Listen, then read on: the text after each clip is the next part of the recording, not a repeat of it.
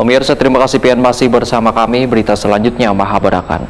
Sesuai dengan hasil rapat anggaran dicapainya kesepahaman kesepakatan dengan pemerintah kota, maka pendapatan di tahun 2022 ini sesuai dengan target yang sudah ditentukan.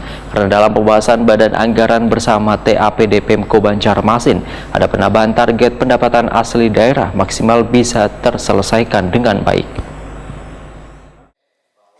Sesuai dengan hasil rapat anggaran dicapainya kesepahaman kesepakatan dengan pemerintah kota, khususnya Badan Pengelolaan Keuangan Pendapatan Aset Daerah atau Dinas Penghasil Pendapatan Asli Daerah, maka pendapatan di tahun 2022 ini sesuai dengan target yang sudah ditentukan. Karena dalam pembahasan Badan Anggaran bersama TAPD Pemko Banjarmasin, ada penambahan target pendapatan asli daerah maksimal bisa terselesaikan dengan baik. Demikian diperintahkan Wakil Ketua DPRD Banjarmasin Muhammad Yamin Wetakuni Prima TV jelang tengah hari Selasa 27 Desember 2022. Politisi Partai Gerindra ini menegaskan bila pendapatan asli daerah yang nantinya akan didapat sekitar 500 miliar rupiah khususnya di tahun 2022.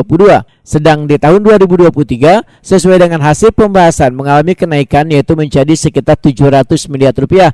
Namun hasil dari pembicaraan dengan Dinas Penghasil Pendapatan Asli Daerah bila target tersebut sudah bisa terpenuhi. Muhammad Yamin pun mengingatkan Dinas Penghasil Pendapatan Asli Daerah walaupun targetnya sudah tercapai namun jangan sampai lengah hingga nantinya targetnya bisa kada tercapai.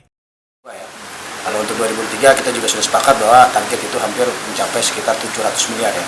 Nah ini kemarin berdasarkan hasil penyampaian dari pihak Badan Keuangan Daerah juga sudah hampir terpenuhi target tersebut. Namun jangan lengah, jangan sampai nanti di akhir tahun 2022 khususnya tanggal 25 sampai 30 Desember ini kan sudah akhir tutup tahun. Nah itu berharap target PAD-nya ini terpenuhi dan tercapai kan gitu.